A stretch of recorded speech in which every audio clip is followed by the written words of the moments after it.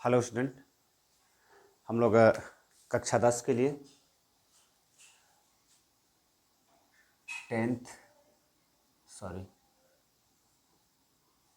Tenth अध्याय 1 है और नाम है यूरोप में राष्ट्रवाद। यूरोप में राष्ट्रवाद, इसके अंतर्गत हम लोग काफ़ी कुछ चीज़ें देख चुके हैं। इसके अंतर्गत हम लोगों को देखना था कि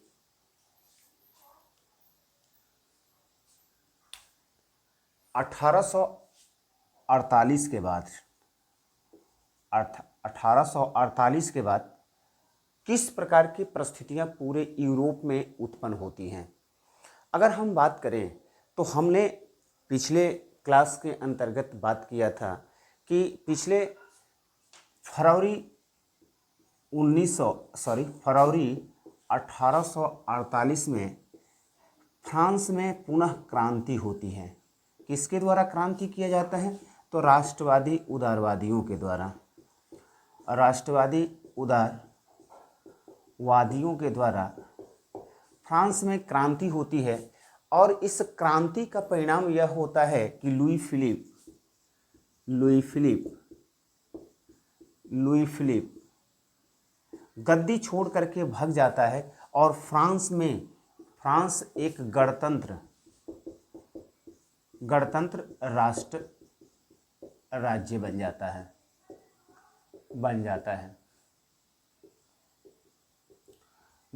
है।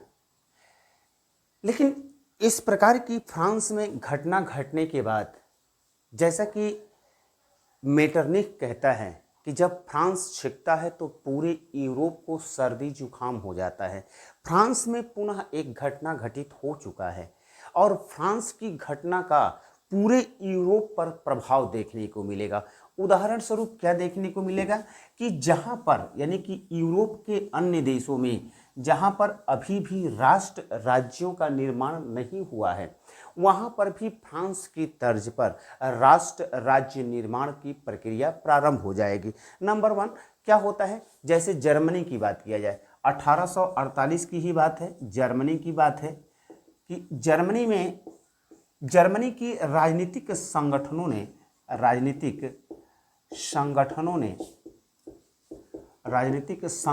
ने एक निर्वाचित सर्व जर्मन असेंबली का निर्माण करते हैं। सर्व जर्मन नेशनल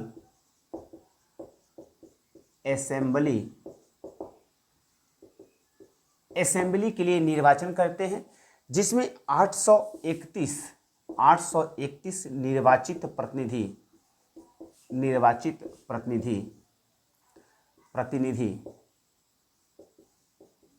प्रतिनिधि शामिल हैं।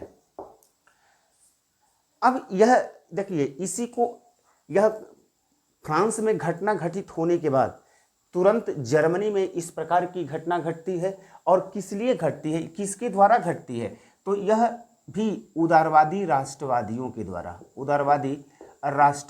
के द्वारा इस प्रकार की घटना घटित होता है कि वहां पर राजनीतिक पार्टियां संगठित होकर के निर्वाचित करती हैं। किसके लिए निर्वाचित करती हैं? सर्व जर्मन नेशनल असेंबली के लिए निर्वाचन होता है। उसके अंतर्गत 841 प्रतिनिधियों का निर्वाचन होता है। यह निर्वाचित प्रतिनिधि 18 मई 1848 को फ्रैंकफर्ट, जर्मनी के एक शहर का नाम है फ्रैंकफर्ट शहर के सेंट पॉल चर्च में एकत्रित होते हैं। कब एकत्रित होते हैं? 18 मई सन 1848 को। और इसे ही हम लोग फ्रैंकफर्ट संसद के नाम से जानते हैं। फ्रैंकफर्ट संसद के नाम से जानते हैं। जब सेंट पॉल चर्च में 18 मई 1848 को जब जर्मनी में निर्वाचित प्रतिनिधियों का, या कह सकते हैं कि जो निर्वाचित प्रतिनिधि हैं उसमें फ्रैंकफर्ट संसद का आयोजन किया जाता है। किसमें? सेंट पॉल चर्च में आयोजन किया जाता है। यह सेंट पॉल चर्च कहाँ स्थित है? तो जर्मनी के शहर फ्रैंकफर्ट में, फ्रैंकफर्ट में। वहां पर जब निर्वाचित प्रतिनिधियों की जो बैठक होती है, उस बैठक में सर्वसम्मति से यह निर्णय लिया जाता है कि जो प्रसा है, प्रसा प्रसा के राजा फ्रेडरिक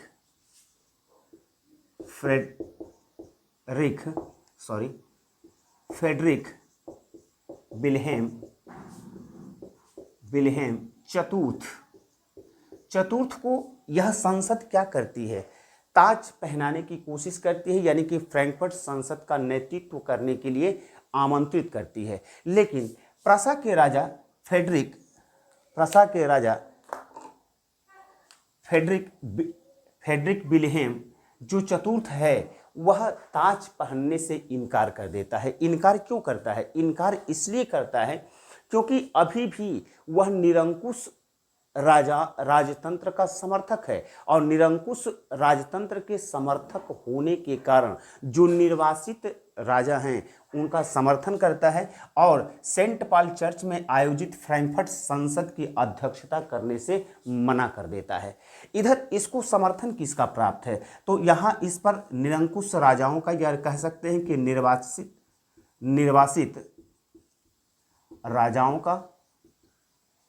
राजाओं तथा सेना का समर्थन प्राप्त है। इधर एक घटना घटित होता है। घटना यह घटित होता है कि अभी हमने कहा कि यह जो फ्रैंकफर्ट संसद का आयोजन जो किया गया था, या कह सकते हैं कि जो निर्वाचित प्रतिनिधि थे उसमें वर्चस्व किसका था? तो उसमें वर्चस्व उदारवादी राष्ट्रवादियों का था। लेकिन यह उदारवादी राष्ट्रवादी आप लोग भी जानते हैं और हम भी जानते हैं, और कई एक बार हम लोग पढ़ भी चुके हैं कि इस उदारवादी राष्ट्रवादियों में कौन लोग शामिल थे। तो इसमें उद्योगपति,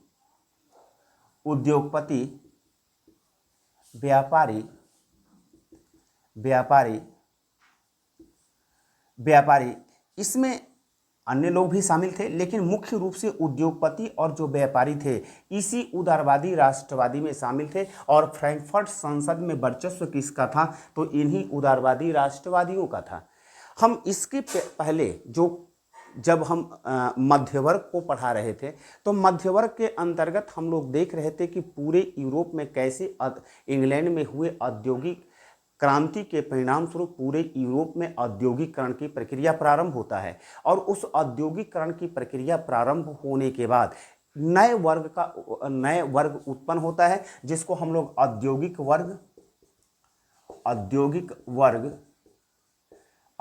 वर्ग या इसी को हम लोग मध्य वर्ग कह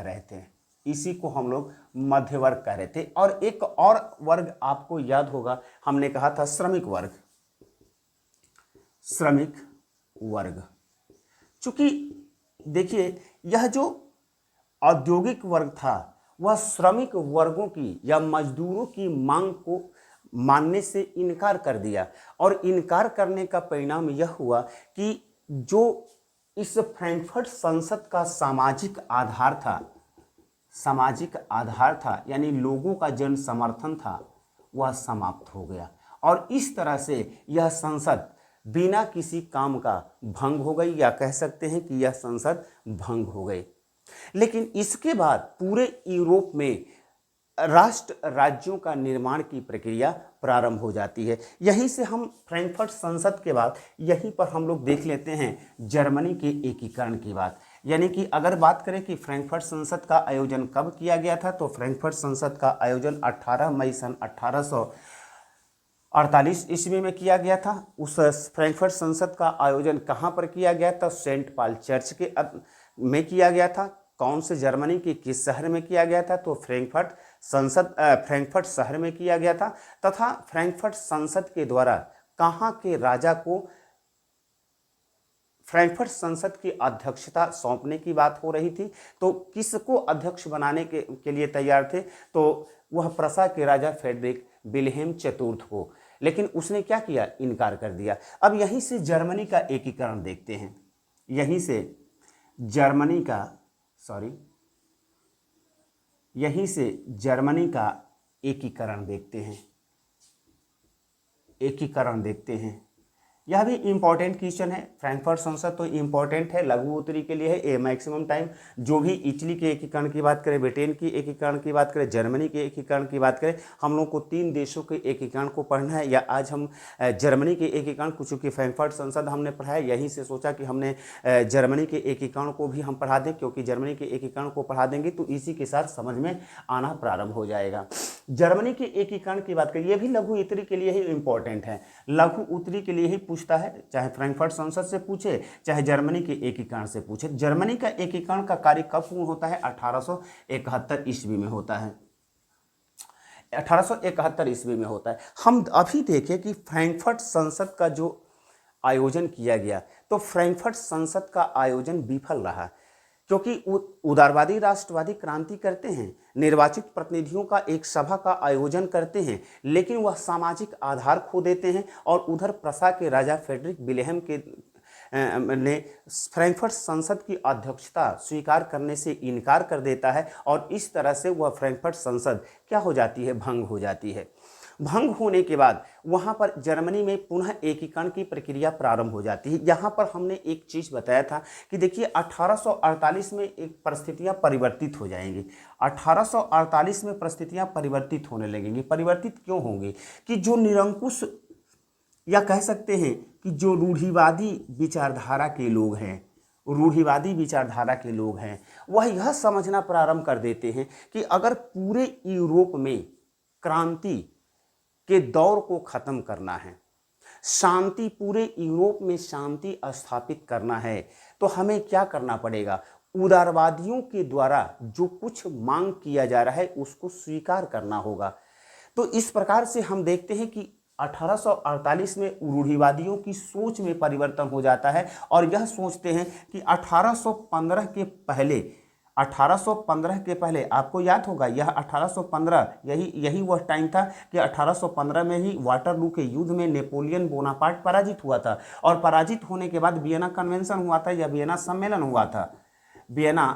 हुआ था। और वियना सम्मेलन के बाद रूढ़िवादी विचारधारा की पूरे यूरोप में सरकार बनी थी। ये आपको याद होगा, आपने क्लास देखे होंगे तो आपको निश्चित रूप से याद होगा, और एक क्लास छोड़ेंगे तो फिर आगे का आपको समझ में नहीं आएगा। इसीलिए आप लोग प्रत्येक क्लास को देखने का प्रयास कीजिए, तभी यह समझ में आएगा। थोड़ा सा लेंदी चैप्टर है, और यही कारण है कि ज़्यादा से ज़्यादा ये टाइम वेस्ट कर रहा है। तो हम भी कोशिश कर रहे हैं कि इसको जल्दी समाप्त करें। तो आप लोग देख रहे थे कि 1815 के बाद जो वियना सम्मेलन होता है, और वियना सम्मेलन के बाद किस विचारधारा की पूरे यूरोप में सरकार बनती है? तो रूढ़िवादी विचारधारा की सरकार का निर्माण होता है। लेकिन अब यह रूढ़िवादी समझने लगते हैं कि जो 1815 के पहले जो यूरोप में परिवर्तन, जिस प्रकार का यूरोप में परिवर्तन हुआ था, उसी प्रकार के परिवर्तन को करना आवश्यक है। अगर इस प्रकार के परिवर्तन को हम लोग नहीं करते हैं, स्वीकार नहीं करते हैं, तब तक से पूरे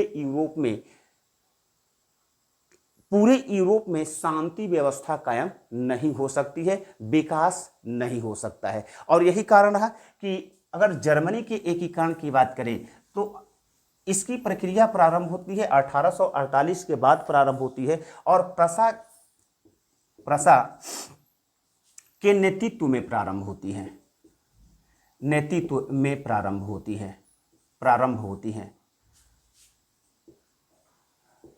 है।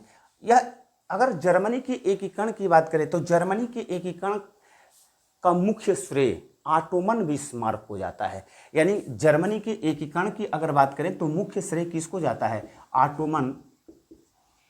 ऑटोमन बिस्मार्क को जाता है। यह बहुत ही इंपॉर्टेंट बहुविकल्पी का प्रश्न पूछता है कि जर्मनी का एकीकरण किसके द्वारा किया गया? तो ऑटोमन बिस्मार्क के द्वारा किया गया। ऑटोमन बिस्मार्क को रक्त एवं लौह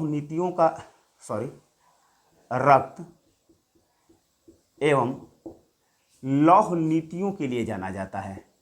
लौह नीतियों के लिए जाना जाता है। इस पर भी बहुविकल्पी का प्रश्न पूछता है कि ऑटोमन बिस्मार्क रक्त एवं लौह की नीति किसकी नीति थी, तो ऑटोमन बिस्मार्क की थी। ऑटोमन बिस्मार्क को विश्व इतिहास में, ऑटोमन बिस्मार्क को विश्व इतिहास में गुप्त संधियों के जनक के नाम से जाना जाता है। गुप्त संधियों के जनक के नाम से भी जाना जाता है। तो यहाँ पर ये जानिए कि जर्मनी का एकीकरण का नेतृत्व कौन करता है, प्रसा करता है। और प्रसा के जो प्रमुख मंत्री ऑटोमन बिस्मार्क है, ऑटोमन बिस्मार्क को जो विश्व इतिहास में गुप्त संधियों के जनक के नाम से जाना जाता है, वह क्या करता है, वह 7 वर्षों के दौरान वह ऑटोमन बिस्मार्क 7 वर्षों के दौरान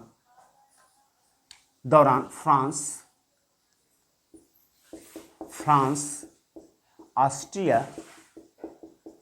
ऑस्ट्रिया तथा डेनमार्क को, याद रखना, डेनमार्क को 3 युद्धों में पराजित करता है।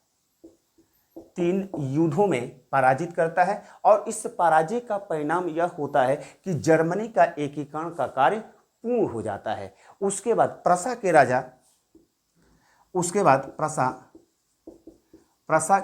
राजा काइजर इस तरह से ऑटोमन बिस्मार्क के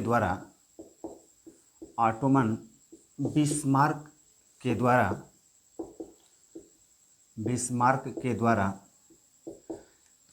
फ्रांस, ऑस्ट्रिया, डेनमार्क को 3 युद्धों में पराजित करने के बाद जनवरी 1871 में जर्मनी के एकीकरण का कार्य पूर्ण हो गया। अब प्रश्न उठता है कि इस जर्मनी का एकीकरण हो गया, तो जर्मनी के एकीकरण के बाद जर्मनी को किसका शासक बनाया जाता है, तो एकीकृत जर्मनी का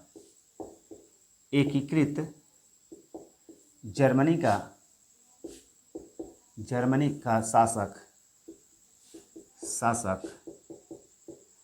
काइजर विलियम प्रथम को बनाया जाता है।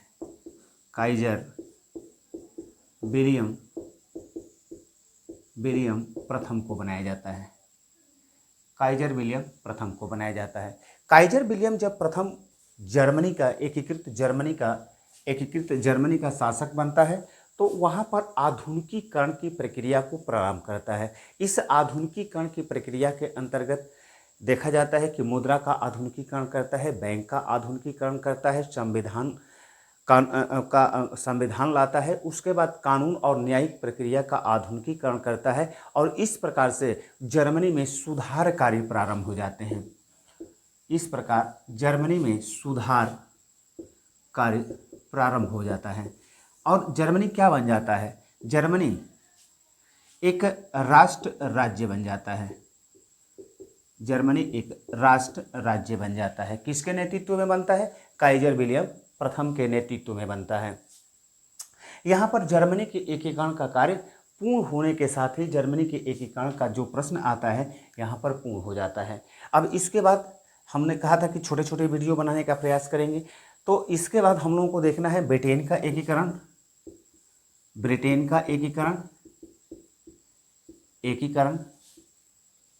तथा इटली का